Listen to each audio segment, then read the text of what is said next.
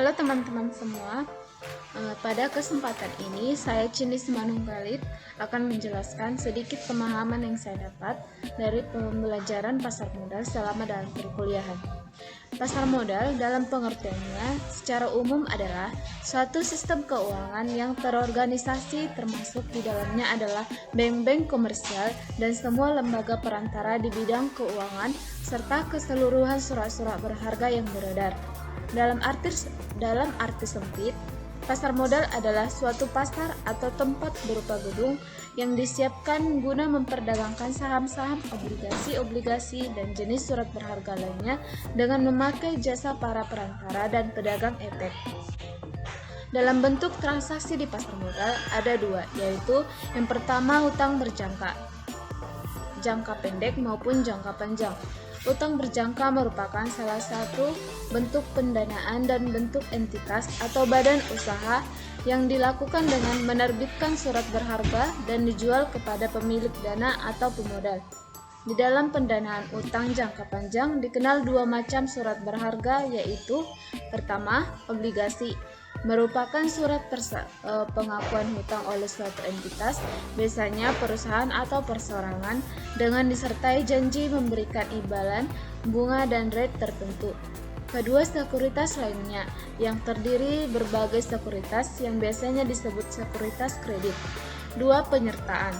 Penyertaan merupakan salah satu bentuk pendanaan modal pada suatu badan usaha yang dilakukan dengan menyetorkan sejumlah dana tertentu dengan tujuan untuk menguasai sebagian hak milik atas perusahaan.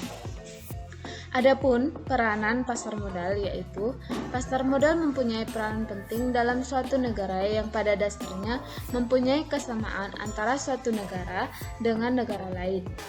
Berikut ini peranan pasar modal ditinjau secara ekonomi, yaitu yang pertama, sebagai fasilitas melakukan transaksi antara pembeli dengan penjual untuk menentukan harga saham atau surat berharga yang diperjualbelikan.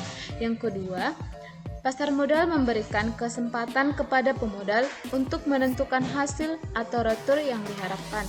Yang ketiga, pasar modal memberikan kesempatan kepada investor untuk kembali ke saham yang dimiliki atau surat berharga lainnya. Yang keempat itu, pasar modal menciptakan kesempatan kepada masyarakat untuk berpartisipasi dalam perkembangan suatu perekonomian. Yang kelima, pasar modal mengurangi biaya informasi dan transaksi surat berharga. Bagi para pemodal, keputusan investasi harus didasarkan pada tersedianya informasi yang akurat dan dapat dipercaya. Sedangkan dalam peran pasar modal ditinjau secara ekonomi makronya, yaitu yang pertama, fungsi tabungan. Fungsi tabungan ini dapat merugikan pemilik modal. Hal ini diakibatkan nilai uang dari masa ke masa akan turun atau terjadinya inflasi. Hal ini mendorong para pemilik dana lebih akan untuk menginvestasikan dananya tersebut di pasar modal dan akan meningkatkan penghasilan perekonomian dengan standar hidup yang baik. Yang kedua itu fungsi kekayaan. Pasar modal adalah suatu cara untuk menyimpan kekayaan dengan jangka panjang maupun jangka pendek, hingga kekayaan tersebut apabila nanti dibutuhkan dapat dipergunakan kembali. Yang ketiga itu fungsi likuiditas. Kekayaan yang disimpan dalam surat-surat berharga dilikuidasi melalui pasar modal dengan risiko yang sangat minimal dibandingkan dengan aktiva lain. Yang keempat itu fungsi pinjaman. Pasar modal merupakan fungsi pinjaman untuk konsumsi dan investasi. Pinjaman merupakan utang kepada masyarakat. Pasar modal bagi suatu perekonomian negara merupakan sumber pembiayaan pembangunan dan dari pinjaman yang dihimpun dari masyarakat. Untuk mendapatkan dana yang lebih mudah dan lebih murah, maka pemerintah mendorong pertumbuhan pasar modal. Adapun macam-macam pasar modal di Indonesia yang sampai sekarang masih dipakai, yaitu pasar perdana. Pasar perdana ini merupakan perusahaan yang menerbitkan saham atau emiten kepada pemodal selama jangka waktu yang ditetapkan oleh pemodal tersebut sebelum saham tersebut diperdagangkan ke pasar sekunder. Sedangkan pasar sekunder yaitu sebagai perdagangan saham setelah melewati masa penawaran pada pasar perdana. Jadi, pasar sekunder adalah di mana saham ekuiditas lain diperjualbelikan secara luas setelah melalui masa penjualan nanti di pasar perdana, dan harga saham di pasar sekunder ditentukan sesuai dengan permintaan dan penawaran antara penjual dan pembeli. Adapun perbedaan antara kedua pasar ini yaitu pasar perdana dan pasar sekunder yang terjadi pada saat perusahaan emiten menjual sekuritasnya kepada investor umum untuk pertama kalinya. Sedangkan pasar sekunder adalah tempat perdagangan atau tempat jual beli sekuritas oleh dan antar investor setelah sekuritas emiten dijual di pasar perdana. Alasannya, dengan adanya pasar sekunder, investor dapat melakukan perdagangan sekuritas untuk mendapatkan keuntungan. Oleh karena itu, pasar sekunder memberikan likuiditas kepada investor, bukan kepada emiten, seperti di dalam pasar perdana tadi. Adapun lembaga penunjang pasar modal, yaitu yang pertama Biro Administrasi Efek. Biro Administrasi Efek ini adalah pihak yang berdasarkan kontrak dengan emiten melaksanakan pencatatannya pemilik efek dan pembagian hak yang berkaitan dengan efek. Yang kedua itu Kustodian. Kustodian ini adalah pihak yang memberikan jasa penitipan efek serta jasa lain termasuk menerima dividen, bunga, dan hak lain. Yang ketiga itu Wali Amanat. Wali amanat ini merupakan pihak yang mewakili kepentingan pemegang efek bersifat uang. Adapun profesi penunjang pasar modal antara lain yaitu yang pertama akuntan publik. Akuntan publik membantu emiten dalam menyusun prospektusan laporan tahunan sehingga terjadi memenuhi ketentuan yang ditetapkan oleh Bapepbam dan Bursa Efek. Yang kedua itu notaris. Notaris berperan ketika emiten, pihak sekuritas, pihak-pihak lainnya menyusun anggaran dasar dan kontrak-kontrak lainnya. Yang ketiga itu konsultan hukum.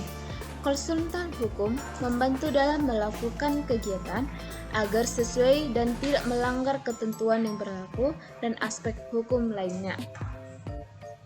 Nah, adapun mekanisme transaksi di pasar modal Indonesia.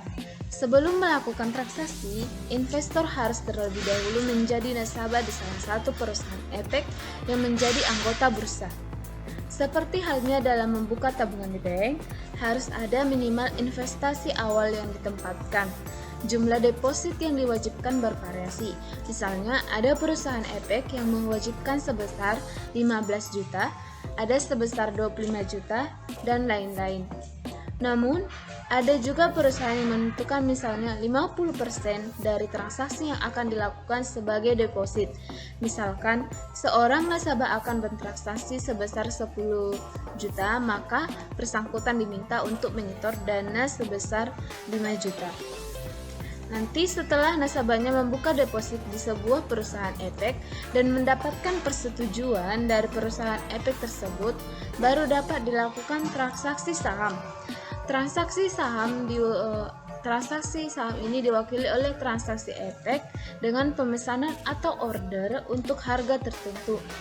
Pesanan tersebut dapat berupa surat maupun melalui telepon yang disampaikan kepada perusahaan efek melalui sales atau dealer. Pesan tersebut harus menyebutkan jumlah yang akan dibeli atau dijual dengan menyertakan harga yang diinginkan. Pesanan jual atau beli saham para investor dari berbagai perusahaan efek akan bertemu nanti di lantai bursa.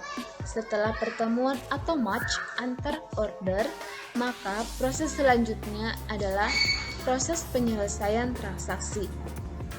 Proses pembelian saham diawali dengan seketika investor menghubungi perusahaan efek, di mana ia terdaftar sebagai nasabah. Investor tersebut menyampaikan instruksi beli kepada pialang.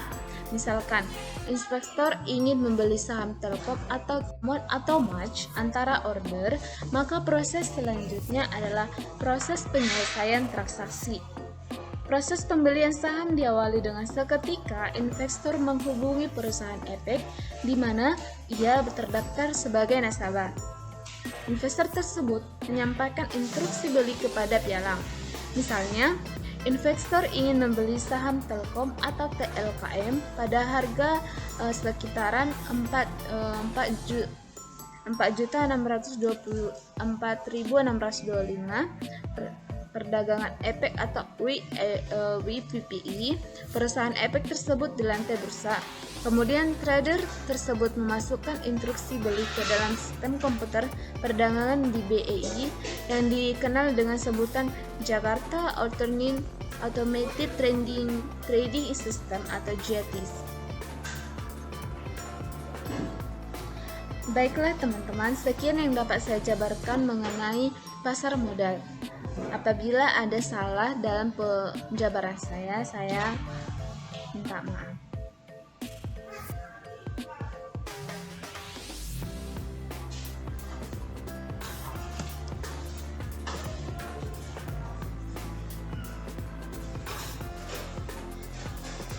Baiklah teman-teman, sekian yang dapat saya jabarkan mengenai pasar modal atas pemahaman yang saya dapat selama perkuliahan. Saya ucapkan terima kasih.